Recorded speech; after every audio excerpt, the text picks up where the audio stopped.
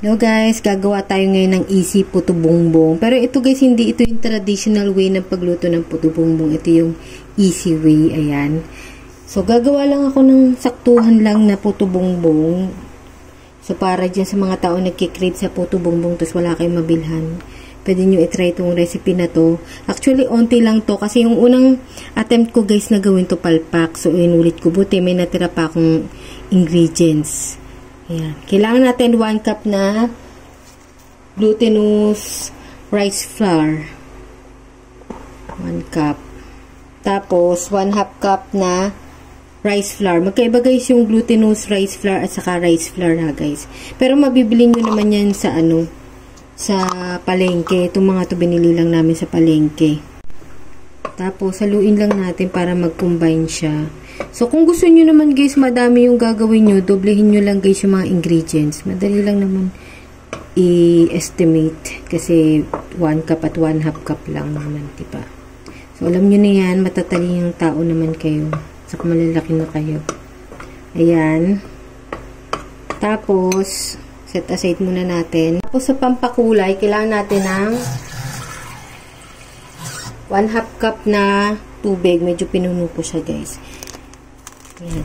Tapos, itong tatak nito is Mr. Brown, kulay violet na food color. Ito, buti na lang hindi ko nilahat yung food coloring ko kasi palpak pala nung una. So, may natira pa ako kahit papano. Ayan. Ma-pigmented to guys eh, itong ganitong powder na food color. Ayan.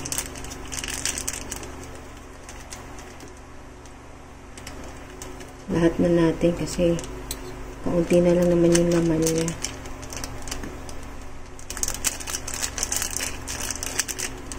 Ayan. Ito talaga may natira pa ako. So, tansyahin nyo lang guys.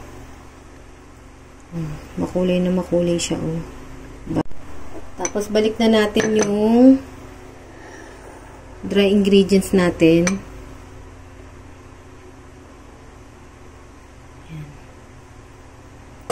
Dahan-dahan lang natin ibubuhos tong liquid ha. Wag lahat kasi baka sumobra sa liquid. Hindi natin siya mabuo. Kasi kailangan guys, maging para siyang dough. Itong glutinous at saka itong rice flour. Kaya paunti-unti lang yung buhos. Ayan. Kasing gawa ko nito guys, kinulang sa tubig. Kaya parang ang dry niya. So, ang mali ko, dapat pala nagdagdag ako ng liquid para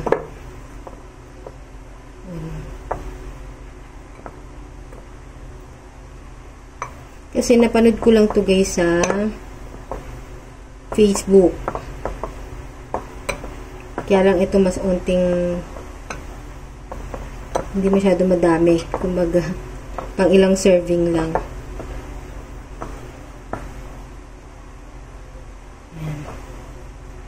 Natin.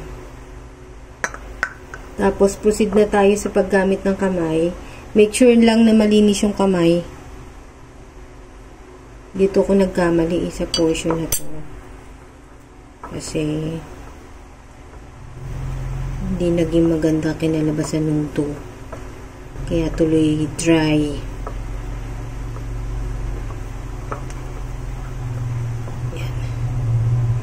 Dito lang, ito lang pinakaano dito. Matrabaho feeling ko. Yung pag ano ng hudo.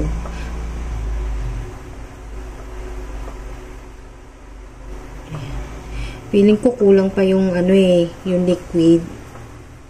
Yan, tingnan nyo, kulang pa. Kasi parang ang dry pa niya oh. Dito ko nagkamali nung una. So, magdagdag tayong unti pang tubig. Yan, unting tubig. Kasi hindi siya mag-dough. Kaya importante dahan-dahan lang yung ano eh, maglagay ng liquid.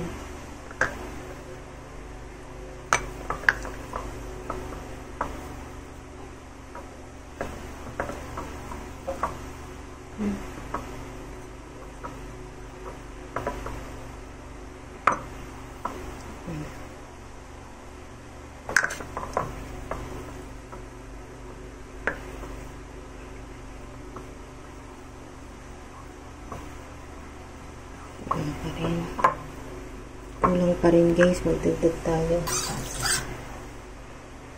Konti-konti lang ang lagay at baka masubrahan naman.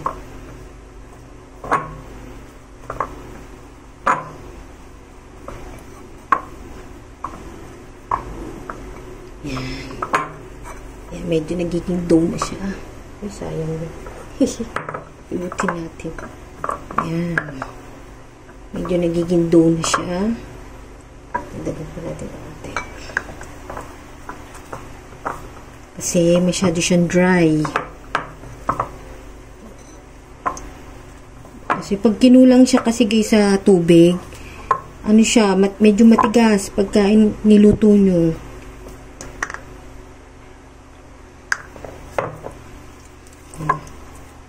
Kaya dapat medyo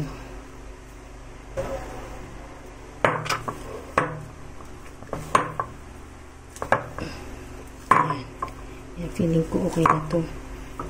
Pero ingat din kayo sa paglagay kasi baka naman masobrahan. Masobrahan kayo ng lagay ng liquid.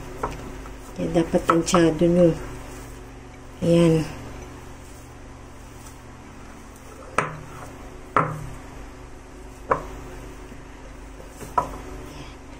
Ayan, nagiging dough na siya, diba? Ayan. Dapat ganyan siya.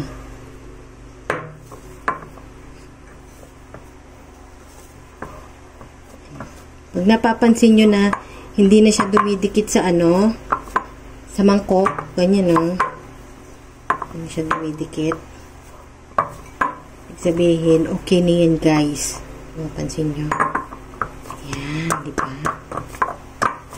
Yan, okay na yan. Pwede na.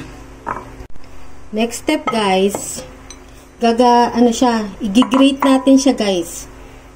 Para makuha natin yung consistency ng yan? Puto bongbong. Yan.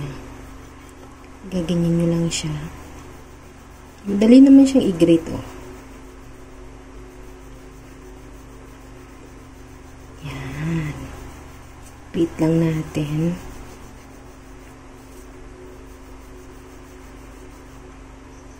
Oops.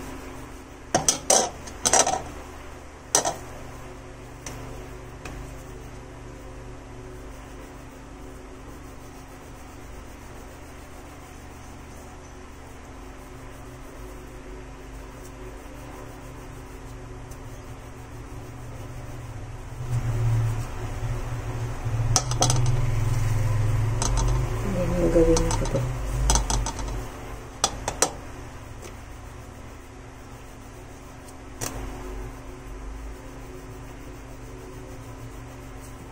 Hindi ko in-upload guys yung una kasi ayoko naman magsayang kayo ng ingredients tapos palpak. Kaya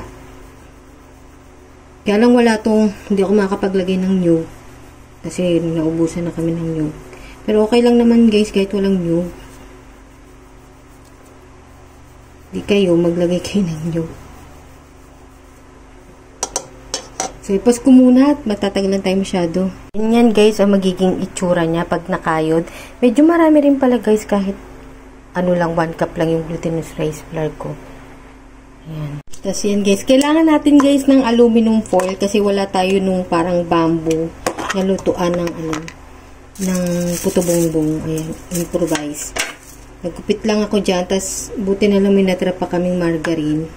Mag-spread lang tayo ng margarine sa foil. Yan. Tapos, maglalagay tayo ng 2 kutsara na kinayad natin.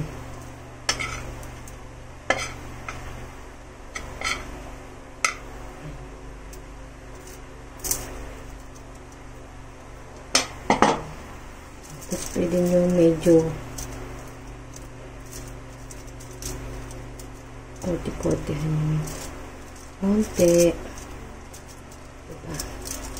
Medyo ikalat-kalat nyo. Tapos, igaganyan nyo lang. Ganyan lang. Yan. O, isa pa. Babrush tayo ng margarine. Tapos,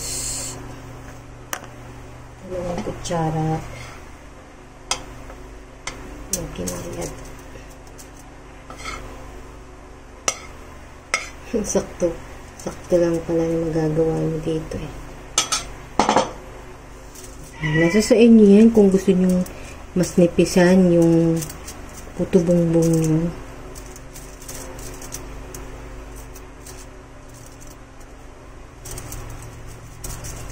Kasi di ba yung nabibili sa ano nipis?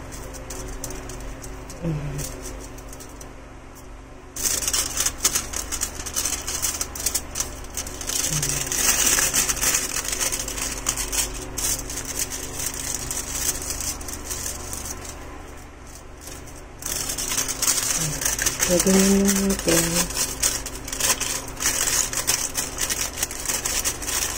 Ganyan lang. Tapos yan guys, magpapainit na tayo ng tubig para sa pag-steam.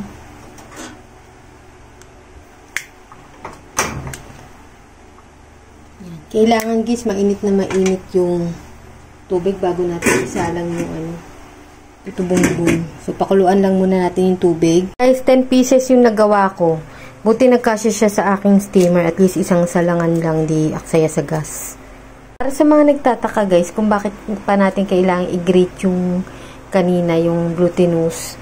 Kasi po, para makopya natin yung itsura at saka texture ng puto bongbong. Kasi di ba yung puto bongbong naman, hindi man makinis yung medyo magaspang-gaspang siya.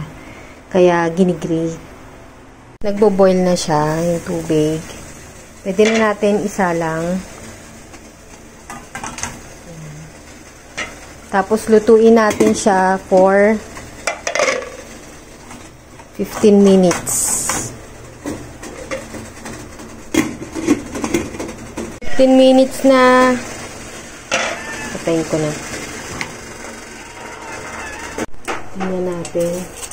Sana okay na siya ngayon. Yan.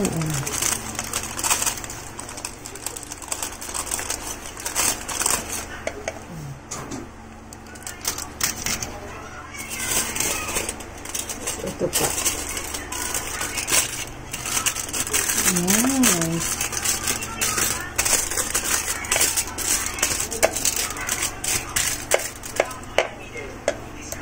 Ayan. Ayan siya guys, oh.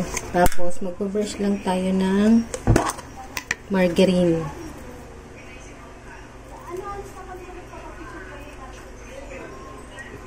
Ayan.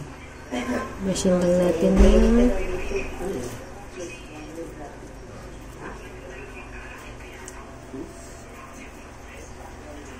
tapos, meron akong tirang condensed milk dito.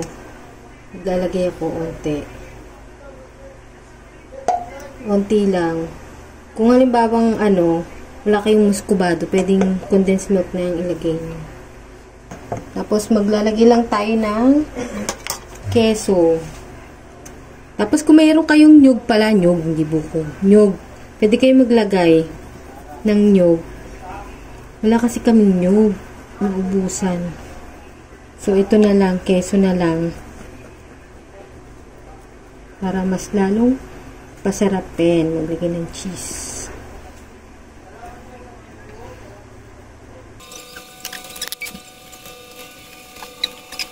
Nga, pwede kayong maglagay ng muscovado.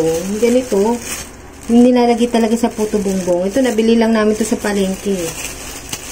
Or kung wala kayo nito, kahit condensed milk na lang ilagay nyo. Tapos, pwede rin naman brown sugar kung wala talaga.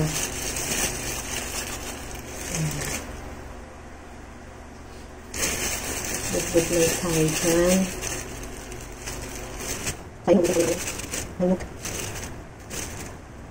Ito na guys, ang finished product, ang aking easy puto bongbong. Ayan. Carry na yan kahit walang nyog. Pero kung meron kayong nyog, mag-add kayo para mas bongga. Ayan guys, tinry ko na Hindi na siya dry. Stop.